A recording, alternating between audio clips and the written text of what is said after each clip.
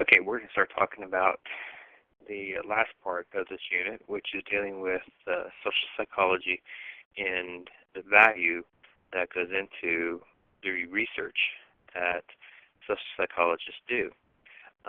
One of the big problems that comes in social psychology and in the study of it a lot of times is that many times a social psychologist wants to keep things objective. Their goal is to try to keep as much of their own personal values, their own personal beliefs, their own ideas out of the research. But that is where it becomes a problem because they also want to be able to come up with the findings that supports their hypothesis. And so that gets into a lot of conflicting interests for a social psychologist, and that is where the difficulties kind of come into play. When it comes to social psychology and the whole idea of being objective, it's less of a collection of findings than strategies to answer the question. So when you have a scientific work versus values of finding, a lot of times a social psychologist has to be very careful with their research, and they have to try to keep it as much as they can independent from what they're wanting to find. But that also plays a very big role into replication, because if I'm a social psychologist and I do a research study based upon the concept of happiness or based upon some other social behavior, and my findings come out to show a certain statistical research analysis, then somebody else could do my exact same study, and that's the importance of keeping the studies very well documented. And if their research comes out to be the same, then we can find that there's a higher correlation. If it doesn't, then again it shows that there's been some bias into my research. So when it comes to social psychology, there are some obvious ways that values do enter into it.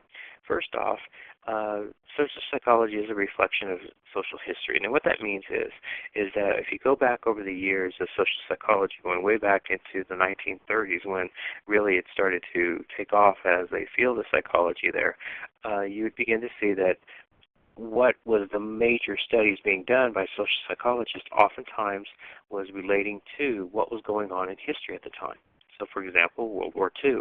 Social psychologists were heavily into research dealing with concepts about Hitler and about Nazism and about fascism and about how people could be duped or persuaded or convinced into believing into something that clearly was against what their values and ideas were.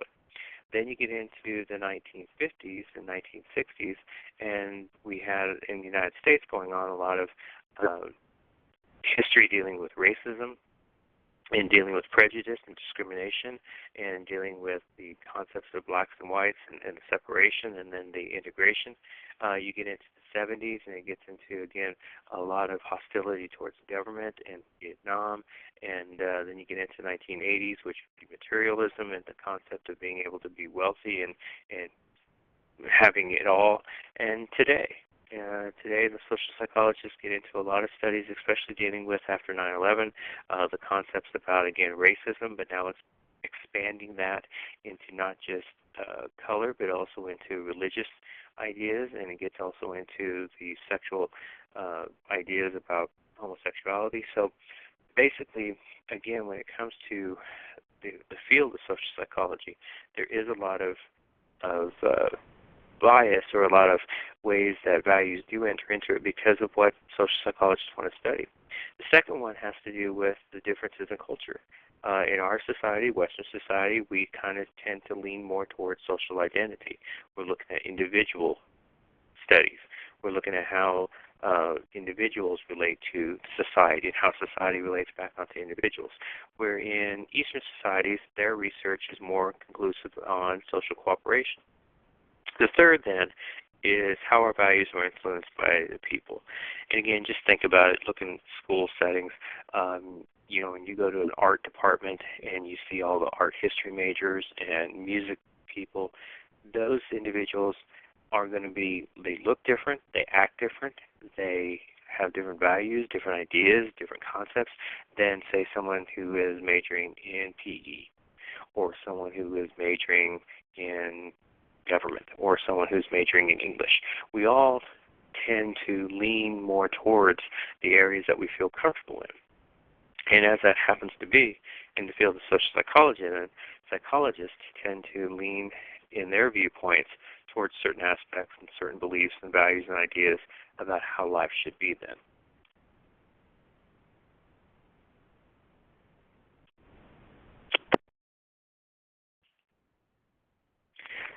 Okay, the next slide we're going to get into is what are some of the not so obvious ways that values enter in psychology.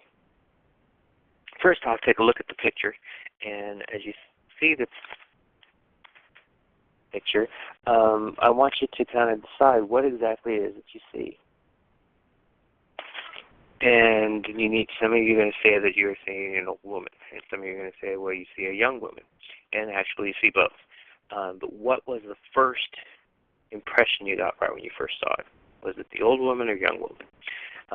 And again, in psychology, one of the things that you look at is, sometimes, you look at that and go, I don't see the young woman. I don't know what you're talking about. I don't see the old woman. And so you have to be pointed out. And then once you see it, it becomes very obvious to you. And you're like, oh, yeah, okay, I see it all the time. But a lot of times in psychology, especially when you're studying about humans and the way we behave, the way that we do things is not so obvious until after the fact. And then once we see it, then all of a sudden becomes really easy to understand. But when you look at that picture there, especially, the whole idea there, when it comes to social psychology, is that things are not purely objective. It's not just one or the other. In this case, the picture shows both, a young and old woman. And when it comes to psychology, many times how we interpret things can be misinterpreted or can be interpreted in several different ways. And that's what makes psychology, again, very difficult. We view the world through multicolored glasses. A lot of times we will see the things we want to see, and or we don't see the things that are right in front of us. And a lot of times, again, you probably can make examples of times where you'll see something and you can't figure out why somebody else who's with you cannot see the same thing that's going on. For example, a lot of times people are very surprised when they find out that they are that the person that they've been dating or going out or being with all of a sudden breaks up with them. And they'll go to one of their friends and say, man, I didn't see this coming at all, did you? And yeah, they'll see it very easily, and they'll say, yeah, it was pretty easy to figure out. Why is that? Well, again, we sometimes don't want to see the things that's right in front of us. And that's a fascinating part of psychology, is to figuring out why. All right, some of the hidden values of psychology. When it comes to psychology and when it comes to what we call the value judgments versus facts, here it gets into difficulty when we're trying to define such things as a good life, happiness, success, failure. What exactly is a self-actualized person, according to Maslow, who says that we all try to achieve this high level of self-actualization, this perfect being. And what exactly is that? Well, again, in Maslow's theory, he had an idea what that meant. But for some of us, that's not the same thing. For some of us, happiness could be money, it could be materialism, it could be somebody who you love. There's a lot of different aspects to it, a lot of different interpretations to that. Same thing with the second one, number 2. Advice on how to do such things as childbearing, or what is the purpose of life, or what exactly constitutes success, and all that. You could go to one person and they could say, well, success is being able to have a great job and being able to have a nice home and being able to have a family. Somebody else could come back and say, no. They could say that being happy or being successful in life is basically feeling good inside. Or it could be a religious aspect. So for all of us, this is a little different. Forming concepts of what is exactly our high self-esteem and low self-concept.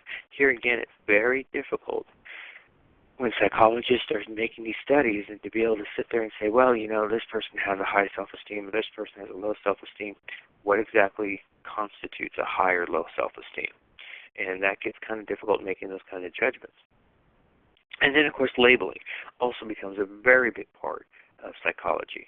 And again, when you label, a lot of times that interpretation of that label can be misconstrued. For us, we see those people of 9/11 as terrorists who bombed the World Trade Center and killed thousands of people. For other people of the Islamic fundamentalist groups that supported that organization, they saw those people as freedom fighters. In the United States back in the Revolutionary War, we were looked upon as traitors to the people of Great Britain. And yet we saw, our patriots as heroes. So it's all a matter of interpretation of where you see your values and where do you see things fitting into that. And it's kind of hard to do.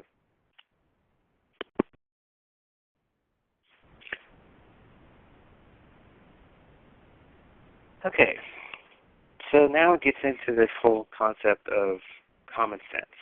And that's one of the biggest criticisms of social psychology, is this idea that, as we're going to start going through a lot more of this information, social psychology, and as some of the stuff that we've already talked about, some people will look at this and go, this is just too easy. It's so obvious. How do you not know this? How does this not, why is this something we have to study about if we should be able to pick this up so fast and so quickly?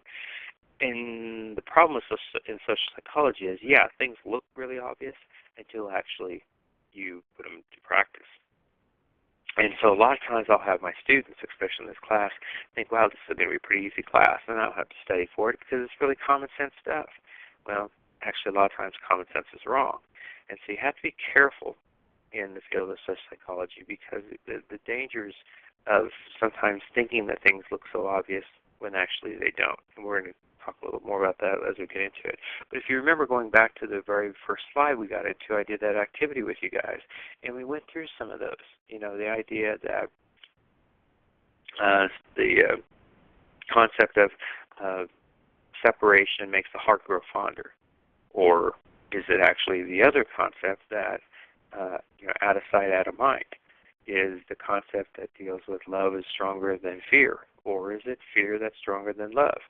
That's where it gets into the questions like that, and then a lot of times you'll look at that and you'll say, well, you can't make a judgment on it until you do the study. And once the study comes out, and once the findings come out, you come out and say, well, according to this research study, absence does make the heart grow fonder. Well, of course it does. And, again, it looks really obvious then to you once the study's done. But in actuality, that's why we do this field of social psychology, is to find those things out. So things are not as obvious as they seem. One of the other problems that we get into is this concept of I knew it all along, because we just don't like to let people know that we are surprised. We don't like to let people know that sometimes we are wrong or we didn't know the answer to something. I know a lot of times in the summer when, with some of the different jobs I do, and when I have my gym, I'll have some coaches, and I'll say to them, okay, I want you to take this group of kids and go work on this skill. Do you know how to do the teaching for it? Oh, yeah. And I'll look over, and that coach is not doing anything close to what they need to be doing to be teaching that skill for the gymnastics. And so I have to go back over and, redo it and then say, well, why did you say you knew it? Well, I just thought I knew it, or I just didn't want to tell you I didn't know it.